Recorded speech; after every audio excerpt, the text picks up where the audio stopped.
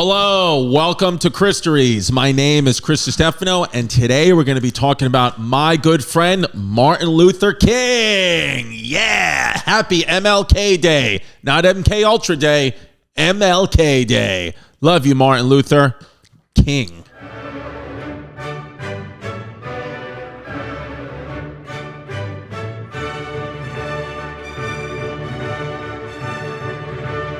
Dr. Martin Luther King Jr. What do you know about him? Well, he lived from 1929 to 1968. He helped shape and change civil rights legislation in the USA. He is the most famous civil rights activist. This guy, Martin Luther King, is like Sean King if he was black. He was born in HOT-Lanta, Georgia, good city, on January 15th, 1929. His father was a minister. He was a middle child, so he had that little middle child syndrome, which is like, I'm going to prove to everybody that I'm the greatest, which he did. And he was named after the Protestant reformer, Martin Luther. A lot of people always bring that up, like, oh, is it Martin Luther King? They get him confused. He was named after Martin Luther, the Protestant reformer, because Martin Luther was all about reforming. He was his own civil rights activist in his time. But Martin Luther King Jr. was better. Who's Martin Luther King Sr.? Does anybody know? Yeah. You do? It's his dad. Oh, that's right. He was a minister. All right, let's go over Martin Luther King's education. This guy was like smarter than God. First of all, at 15 years old, he got into Morehouse College, which is one of the best HBCUs in the country, still is to this day. 15 years old, gets in. He's like Doogie Howser in blackface. He was part of the fraternity. So he's 15 years old. He gets into Morehouse College. He studies law and medicine. Okay, at 15 years old, this guy's already studying law and medicine, and then something monumental happens. Martin Luther King Jr., everybody who goes on to become somebody monumental, somebody who changes the world like Martin Luther King did, meets someone, and then they set them off on their course of greatness. Well, Martin Luther King Jr.'s person was Benjamin Elijah Mays, no relation to Willie. So Benjamin Elijah Mays, #BEM, was the minister and president of Morehouse College, and he's the one that saw in Martin Luther King Jr., he saw his spirit, he saw that he could be a beacon of change, and he was the one that said, you need to fight for racial equality. Martin Luther King Jr.'s father, Martin Luther King Sr., wasn't the one who influenced him in his fight for racial equality. It was actually Benjamin Elijah Hayes. So shout out, Bem. I love you, Bem. Thank you. So he graduated with a bachelor's degree in divinity, theology, and sociology. So divinity, you got a degree in divinity. That's wild. He graduated from Boston University with a PhD in systematic theology, and that's how he got the doctorate added to his name. So he got a degree in divinity, a degree in systematic theology, and sociology. Martin Luther King, you are proving God is not a woman. Ariana Grande, you're wrong. God is a black man from Atlanta. His name's Dr. Martin Luther King. He was ordained to be a Baptist minister at 19, okay? 19 years old, barely legal, and he's already a minister. So MLK Ultra moved to Montgomery, Alabama, state capital, to preach at Dexter Avenue Baptist Church. Now, usually I don't like people named Dexter, but Dexter Avenue Baptist Church, that sounds good. He had 4 children. Their names were Martin, Dexter, Bernice, and Yolanda King. When Martin Luther King Jr. and his family moved to Alabama, tensions are high. We're in the South, the deep South. They kind of don't like it. The Ku Klux Klan is around. There's a lot of drama, and nobody's saving it for their mama because it's out there in the open. It's, believe it or not, the drama in Montgomery, Alabama, at the time Martin Luther King is living there in the 40s and 50s, is a lot worse than the drama of today, okay? It's a lot worse. There's real, actual people are getting killed in the streets. It's a big problem. I'm not talking about people getting killed in Fortnite. I'm talking about getting killed in real life. So what's going on in America? Things were not equal. They were segregated. The Ku Klux Klan, which I'm not a part of, schools, restaurants, all that. You had to be equal. Blacks and whites were not allowed to sit together. Jim Crow laws were in effect, baby, okay? Now, of course, we don't know anything about that. Now everything's desegregated. Now you can sit, You know, you can sit wherever you want, sit on whoever you want. It doesn't matter, okay? If you're a 6-year-old, you can shoot your teacher. Everything's fine. So what are the Jim Crow laws? The Jim Crow laws were basically a collection of state and local statutes that basically legalize segregation. That's what they were. They were named after a black minstrel character named Jim Crow.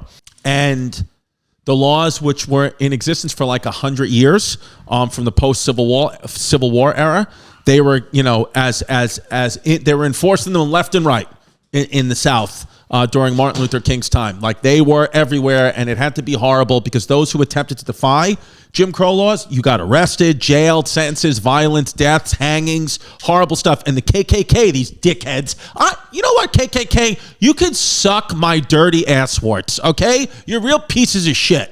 Because, you know, now I can't even put a sheet over my head if I want to make believe I'm a ghost in the house. Because everyone will think I'm in the KKK because of you and all your dumb stuff that you used to do. I hope in the words of Ace Ventura and Dan Marino, I hope you die of gonorrhea. So the Jim Crow laws, too, what they really were designed to do, the purpose of them was to marginalize the African-American community, deny them the right to vote, to get a job, to get an education, to just keep them out of white society. That's basically what it was. You can run around and try to say, no, it wasn't. It is. That's all it was. It was designed to keep black people down, okay? And it didn't work, okay? It did not work. So the KKK, they were formed in Pulaski, Tennessee in 1865. You know, obviously everybody knows the KKK, just really, you know, racist people running around trying to kill black people and keep black people out of society. And really what they were Confederate soldiers. The KKK was Confederate soldiers who, you know, lost the war, were still angry, still wanted to enforce the glory days of the South. So they continued. The KKK and like any like wild West bandits, like, you know, the Outlaws, like, you know, Billy the Kid and all that, they were all former Confederate soldiers. That's what this was. Yes, the Confederacy lost, but the idea of it kept going through things like this, through the KKK. And a big thing that happened was on August 28th, 1955, a 14-year-old boy by the name of Emmett Till in Mississippi was killed for allegedly flirting with these white girls, which has all been debunked. None of this happened the way these people said it happened. They killed this boy, threw his body in the river, and then his mother, Emmett Till's mother, as kind of like a protest, made them have an open casket to show what her son's face, how badly he was beaten, how much he had decayed, to kind of show this is what racism looks like. So now we have Rosa Parks entering the chat. Hey, Rosa. The Montgomery bus boycott, December 5th, 1955 to December 20th, 1956. This is where Rosa Parks get famous. We all know that buses were segregated in the South, right? It was a big thing. Black people had to sit in the back of the bus. You know the Outcast song, oh, yeah, who now move? Everybody move to the back of the bus. That. And the whites were in the front, the blacks were in the back, which, you know what? Fine, whites sit in the front, because guess what? In a car accident, people in the front die first, so fuck you. So here's what happens with Rosa Parks. She's sitting towards the back of the designated white person section, where the black person section begins and the white person section ends. She's sitting right there. And then a white person came on and said for her to get up because he was tired. And she was like, well, I'm just as tired as you. I'm a human being. I worked all day too. I'm going to stay in my seat. And this whole problem happened. And that's how Rosa Parks became famous. Here's what you may not know. The whole thing was staged, just like the moon landing. Here's what Chrissy Conspiracy Theorist thinks. Here's what we do here at the Christories Distefano show. This is Christories. Don't forget that. There was a lot of protesting going on, okay, back then. And basically, this event, you know, we needed an idea. We needed something to rally behind. So we said, let's get Rosa Parks in there. Let's stage an event. Let's cause some controversy. And that'll give a lot of media publicity to our cause here. Because, you know, Parks was not the first black bus rider in Montgomery to refuse to give up her seat. So she wasn't the first one, but they wanted to stage this whole thing. And a lot of people think Martin Luther King was the brains behind it all. And maybe he was. You'll not say. Because Martin Luther King, he was asked to lead the Montgomery Improvement Association. So he gets asked to lead this thing, and then the Rosa Parks controversy happened. So it's all conspiracy. But I love it. This is a good conspiracy. This is a good conspiracy, one that was a beacon for change, not a bad conspiracy like 9/11. Martin Luther King Jr. moves to the South right at the same time when Brown versus Board of Education had just been passed. What's Brown versus Board of Education? Well, I'm going to tell you. What can Brown versus Board of Education do for you? So in 1896, the Supreme Court passed this ruling called Plessy versus Ferguson that basically racially segregated public facilities as being legal, so long as the facilities for black people and whites were equal, of which, of course, they weren't. So things weren't separate but equal, and that's why Brown versus Board of Education says, bye-bye, Plessy versus Ferguson. You are unconstitutional. And it was not an easy integration. Shout out Little Rock. Who's from Little Rock? The Clintons. So during this time in American history, churches were a big part of the community, and they were actually a safe space, not like today, where ministers had a big influence on you, on the people, on the community, and they became an actual safe space for civil rights activism. You want it to be, because it was dangerous business being a civil rights activist. People were getting murdered, you would get fired from your job, you would get thrown out of your community, but in church, it was the safe space. Which led to the Southern Christian Leadership Conference, aka the SCLC, sounds like an airport. On January 10th and 11th, 1957, 60 black ministers and civil rights leaders conveyed and replicated the Montgomery bus boycott. They replicated the whole thing, led by Martin Luther King Jr. So Martin Luther King, what happened was in the churches, is it was a place that activism was okay and activism was encouraged. It made sense that the black churches would be these places to just kind of say, you know what, we're going to get together and we're going to storm activism. MLK and his people were the original Oath Keepers. Who was one of MLK's main influences? Gandhi. Shout out Gandhi. Gandhi's main thing was he taught people how to protest in a non-violent manner. And that's what MLK drew a lot of inspiration from Gandhi. I'm happy that MLK drew inspiration from Gandhi on peaceful protests and not the fact that Gandhi liked 12-year-old little girls and he would sleep in bed with them. I'm happy that that didn't happen. That's a video for another day. Stay here at the Christories Distefano channel and we will definitely do an episode on Gandhi and tell you the truth about Gandhi. Now, Dr. Martin Luther King Jr. became the first presidente of SCLC. He worked with people to make sure that nonviolence was the cornerstone strategy. That's the thing about Martin Luther King. What I think made him one of the greatest leaders in American history is he was all about nonviolent, peaceful protest. And he was never really saying, you know, F white people. He was saying, I know the atrocities that we've went through with slavery and Jim Crow laws and all these things that white people have done, but I'm not saying hate them. I'm saying let's be together.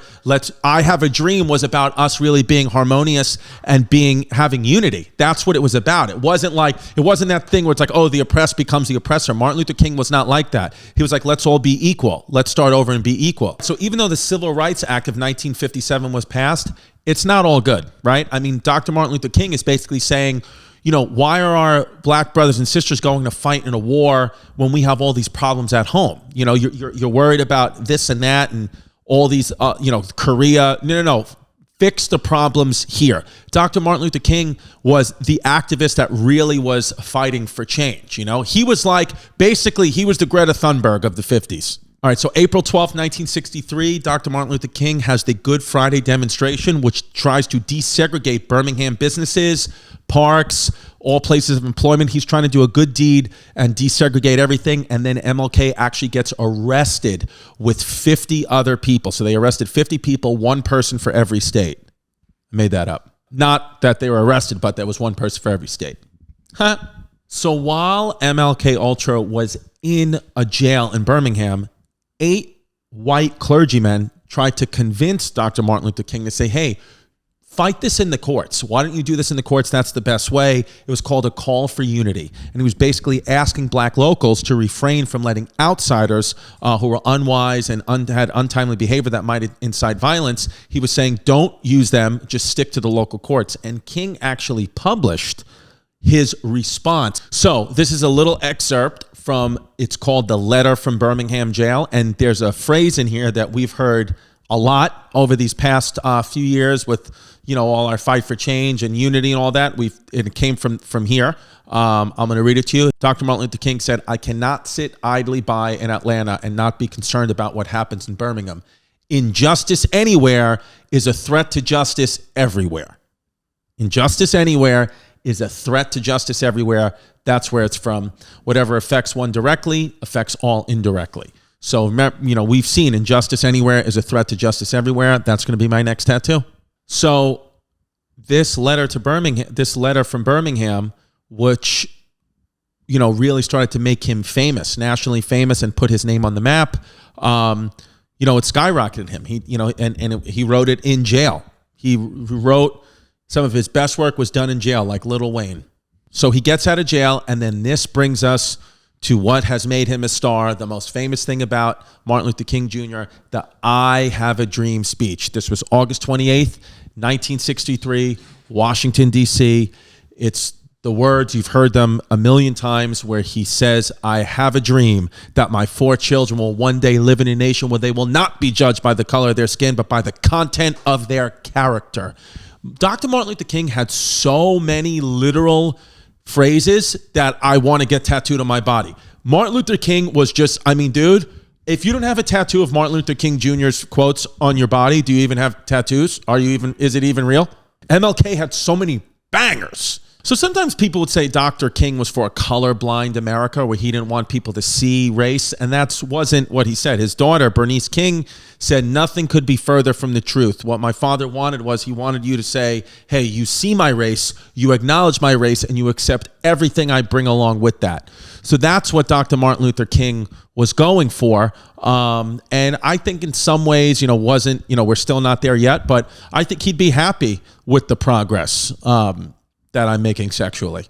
So in August of 1963, right after the I Have a Dream speech, MLK Ultra meets JFK. And then JFK is like, hey, the civil rights thing, I'm going to help you. I'm going to do this, I'm going to do that. But then he never does because he's the president. So it's like some people are like, F you, JFK. But other people are like, listen, he was the president. He had other things to worry about as well, like the Cuban Missile Crisis. He was like, listen, MLK, I can't help you with this civil rights thing right now because we could get nuked by the Russians, and then it doesn't matter what race anybody is because we get nuked and we're all Japanese. Listen, all these peaceful protests are working. There is progress being made. You got the Civil Rights Act of 1964, the Voting Rights Act of 1965. Peaceful protests are working. And Martin Luther King is committed to this peaceful protest, even though a woman tried to stab him. Woman literally tried to stab him, and he just kept being peaceful. I've been there, Dr. Martin Luther King. You got to just keep going when you get stabbed by a woman. And also, quickly, speaking of being stabbed by a woman, Martin Luther King was a little bit of a fuckboy. He had a lot of women that he would hook up with. And hey, what can you do? I get it. You're an icon. It happens. But you're going to get stabbed. Eventually, one of them is going to try to stab you. My only question is, for Martin Luther King, for the detectives there, was that woman who tried to stab Martin Luther King, did she have a tattoo in her tit? Dr. Martin Luther King almost got stabbed by a side piece. It happens, but that was not going to derail him for his fight for civil rights, for his fight for equality. That's what we love about you. See, here's the thing with side pieces is they're fun, but they always catch up to you. So what happened was with Dr. Martin Luther King is all his side pieces eventually caught up to him because they caught the attention of the director of the FBI, J. Edgar Hoover. Closeted, gay J. Edgar Hoover. So J. Edgar Hoover was the head of the FBI, the Federal Bureau of Investigations, from 1924 to 1972. That's a long time. And he feared, like everybody feared, that communism was taking over. So everyone's like going on and on and on about being woke today. Well, back then it was all about communism. Everybody was fearful that everybody was a communist. So Hoover believed that communists used racial discontent to further their cause and further divide people, and they were behind the civil rights movement of the 1960s. Just like today, there's a lot of people that say Russia was behind Black Lives Matter. It's the same type of thing happening. That's what you learn about history when you get into it more, is that nothing ever really changes. It's just different players wearing different clothes with different types of medicines, but it's all the same thing. So J. Edgar Hoover would actually listen to MLK's conversations. He would listen in, and he overheard him saying that he didn't like Hoover and claimed he was too old and talked too much, which, to be honest, was probably true. Everybody who's old talks too much. It's like, hello, you're senile. Oh, I've fallen and I can't get up. Stay down.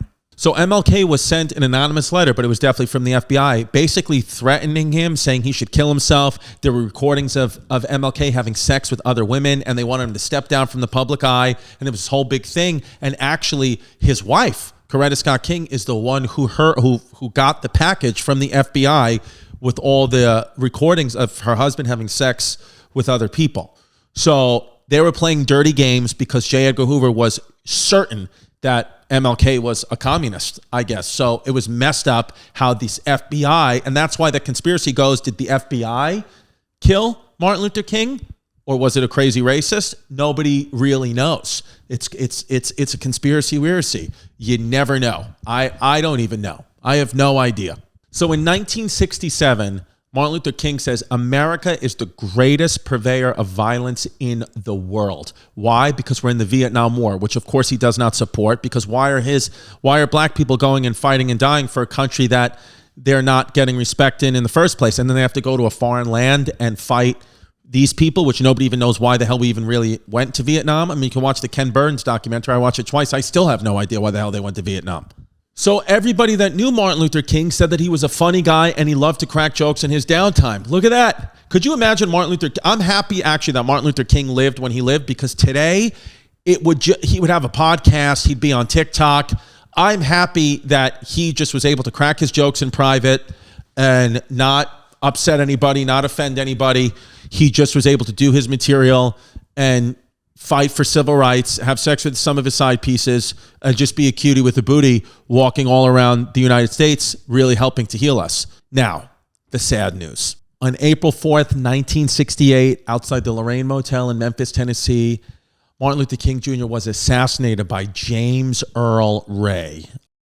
James Earl Ray, known racist, killed him. Horrible news. And then, like anything else that I feel like this always happens, is somebody's doing really, really good and people hate it.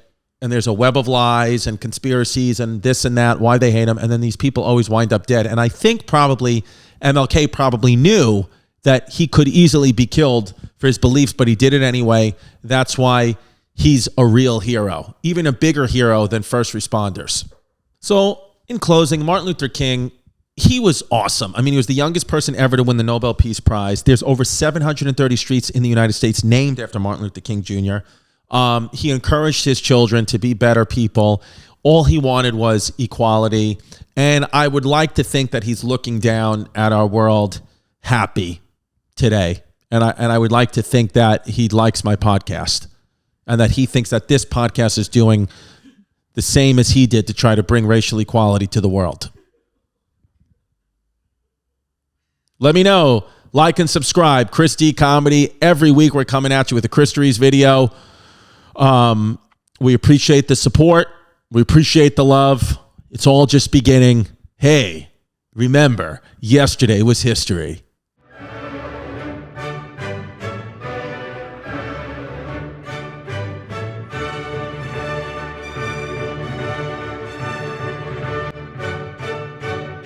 I wish that Martin Luther King was still alive, because I would create a fan group and we would be called the Martin Luther Queens.